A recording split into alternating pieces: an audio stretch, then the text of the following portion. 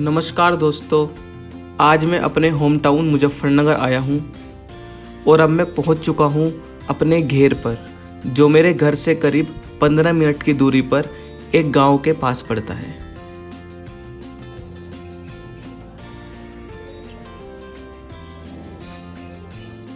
इस सफ़र का सबसे खास पल था मेरे चाचा जी से मुलाकात। चाचा जी एक फ़ौजी हैं और साथ ही एक बेहतरीन कवि भी हैं।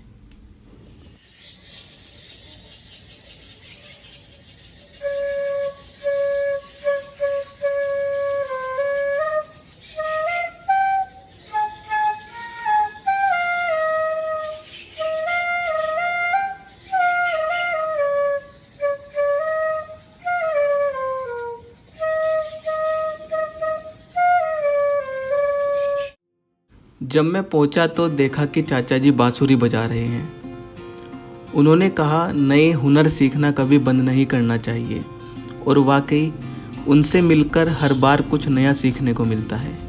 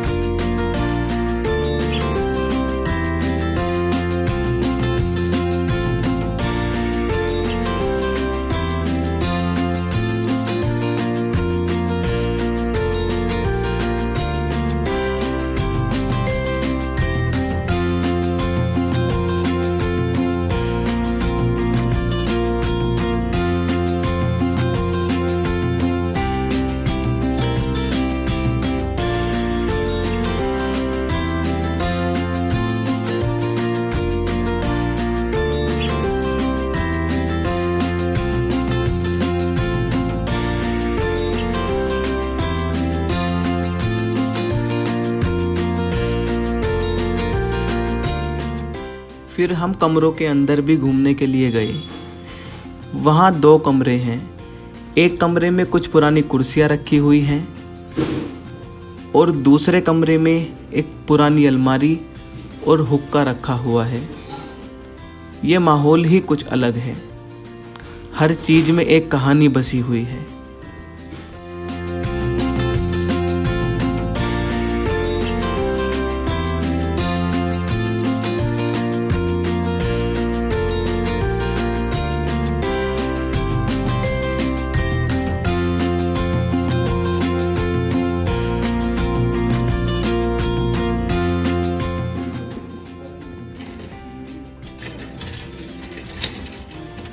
इसके बाद चाचा जी पेड़ों और पक्षियों के लिए पानी डालते हुए दिखे। वो हर रोज़ ऐसा करते हैं क्योंकि उनका मानना है कि इंसान के साथ साथ इन बेजुबानों की सेवा भी ज़रूरी है।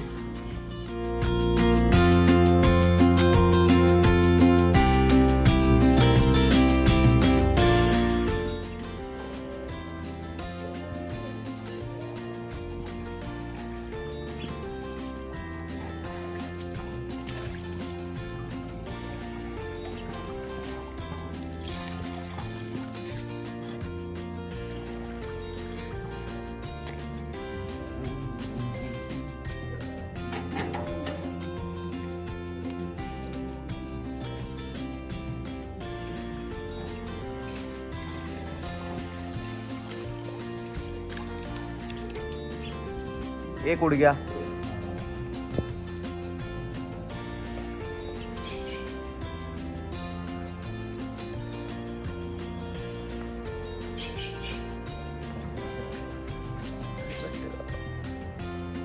सुबह आए थे, सुबह प्रैक्टिस कर रही है यहाँ पे। अच्छा, सुबह बैठ के गए, कोई एक बैठा था, 2 घूम के आए। अरे वहाँ कितने लोग हैं? लोग सिंगल पे मिले।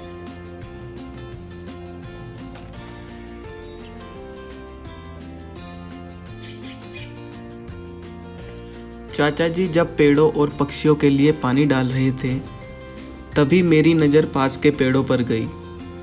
वहाँ कई पक्षी चहचहा रहे थे। उनकी आवाज़ें, वो हरियाली, जैसे पूरा माहौल जीवंत हो उठा हो। ऐसे नज़ारे बहुत कम देखने को मिलते हैं।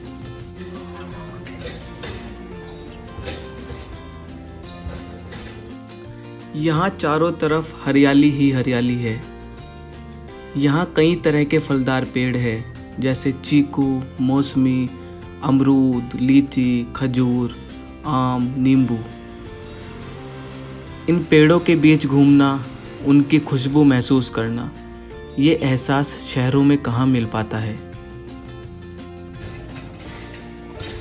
ये लग रहे चीकू छोटे छोटे। और ये इधर है हमारा छोटा सा मंदिर।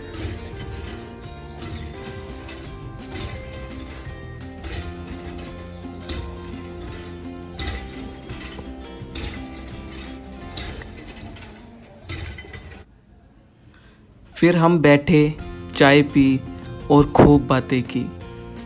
चाचा जी ने अपनी कविताएं भी सुनाई। चाचा जी की कविताओं में सिर्फ शब्द नहीं होते, उनमें उनकी जिंदगी बोलती है।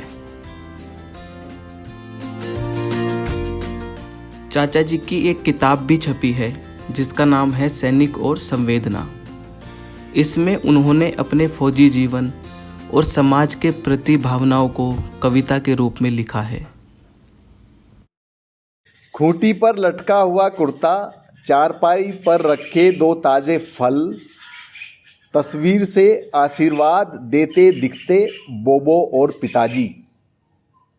खाद पानी के फलस्वरूप मुस्कुराते लगते पंच वृक्ष, नल का शीतल जल और पेड़ों से ताजे फल ग्रहण करने आया एक नया रंगीला मेहमान।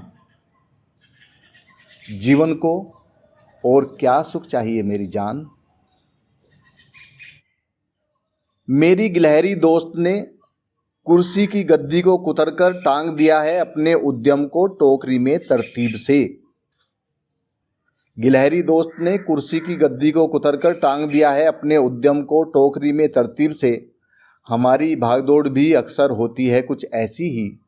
अपने हाथों से बड़े नुकसान करके हम भी देखते हैं उन्हें यूं ही उपलब्धियों की तरह। इसलिए रख छोड़ा है मैंने कुर्सी और टोकरी को यथावत, पहुंचने के लिए किसी निष्कर्ष तक कि यह दौड़ विराम लेती है कर्म की निरर्थकता के बोध पर, संसाधनों की थकन पर या जीव के खिन्न मन पर। पलकों के साए में जन्म लेते सपने देखते हैं तरुणाई, मिलन और जुदाई। पलकों के साए में जन्म लेते सपने देखते हैं तरुणाई, मिलन और जुदाई। कभी पलक झपकते ही काल की वक्र दृष्टि बदल देती है जीवन का भूगोल। तब पलकें अपलक देखती हैं संगतियाँ विसंगतियाँ तोल मोल। कभी मरुथल में प्यासे पथिका बनती हैं पड़ाव, किन्हीं प्रेयसी पलकों की छाँव। पलकें होती हैं साक्षी छुपते आंसुओं की, बिखरते सपनों की, छोर बदलते गैर और अपनों की। पलकें अपने आप में पूरा जीवन वृत्तांत हैं। पलकों का पूर्ण विराम एक कथा का अंत है। पलकों के साए में जन्म लेते सपने देखते हैं तरुणाई। पलकों के साए में जन्म लेते सपने देखते हैं तरुणाई, मिलन और जुदाई। कभी पलक झपकते ही काल की वक्र दृष्टि बदल देती है जीवन का भूगोल। तब पलकें अपलक देखती हैं संगतियाँ विसंगतियाँ तोल मोल। कभी मरुथल में प्यासे पथिका बनती हैं पड़ाव, किन्हीं प्रेयसी पलकों की छाँव। पलकें होती हैं साक्षी छुपते आंसुओं की, बिखरते सपनों की, छोर बदलते गैर और अपनों की। पलकें अपने आप में पूरा जीवन वृत्तांत हैं। पलकों का पूर्ण विराम एक कथा का अंत है। एक पुरस्कार और तिरस्कार पे कविता है मेरी कि पुरस्कार और तिरस्कार आदमी की नियत पर व्यवस्था का योजनाबद्ध प्रहार। पुरस्कार कभी खुशामद तो कभी खैरात का एक प्रकार है। लालच का खाद तृष्णा का आहार है। व्यवस्था की जीत आदमी की हार है। पुरस्कार की प्रक्रिया का अवलोकन मानव सभ्यता के विकास क्रम को देखने जैसा है। इसमें तृष्णा है, बंदरबाट है, पैरवी है, पैसा है। इसमें शक्ति केंद्र के आभा मंडल से चमकते सितारे हैं।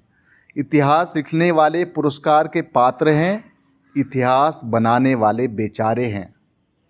इसमें जानबूझकर छोड़ा गया अव्यवस्था का छोर है, इसलिए अधिकांशतः मापदंड योग्यता नहीं कुछ और है। छोटे बड़े पुरस्कार इस श्रृंखला का विस्तार हैं। एक प्रकार का पुरस्कार दूसरे के मापदंड का आधार है। तिरस्कार और पुरस्कार तय नहीं कर सकते किसी अस्तित्व का आकार।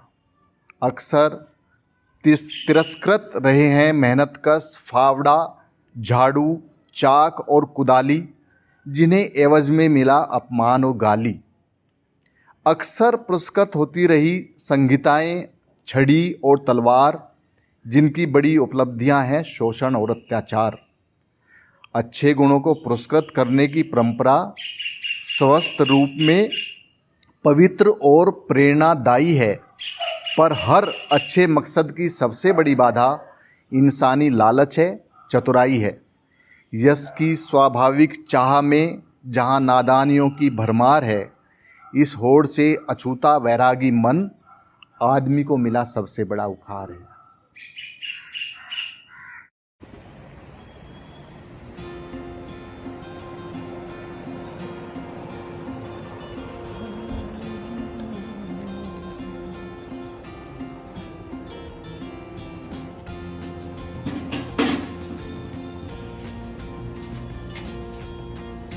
इसके बाद हम अपने देवताओं के स्थान पर गए, जो हमारे घेर के ठीक सामने है।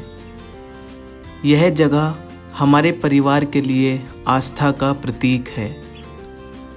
हर बार जब भी यहाँ आता हूँ तो एक अलग ही शांति महसूस होती है, जैसे सब कुछ थम जाए और बस मन झुक जाए उस शक्ति के आगे जो हमें हमेशा संभाले रखती है।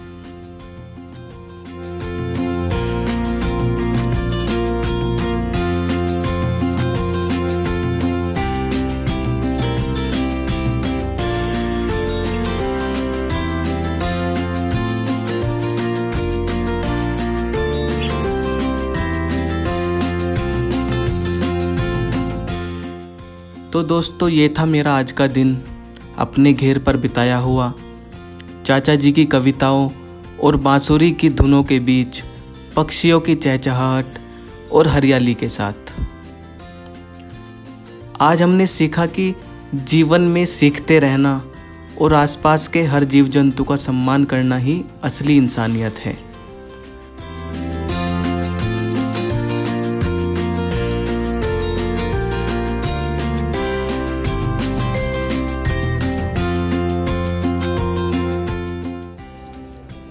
अगर आपको ये व्लॉग पसंद आया हो तो वीडियो को लाइक ज़रूर करें, अपने दोस्तों के साथ शेयर करें और अगर आप नए हैं तो चैनल को सब्सक्राइब करना ना भूलें।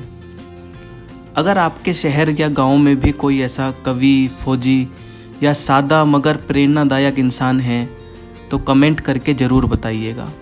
फिर मिलेंगे एक नई कहानी, नए सफ़र और कुछ नई यादों के साथ। तब तक के लिए धन्यवाद और नमस्कार।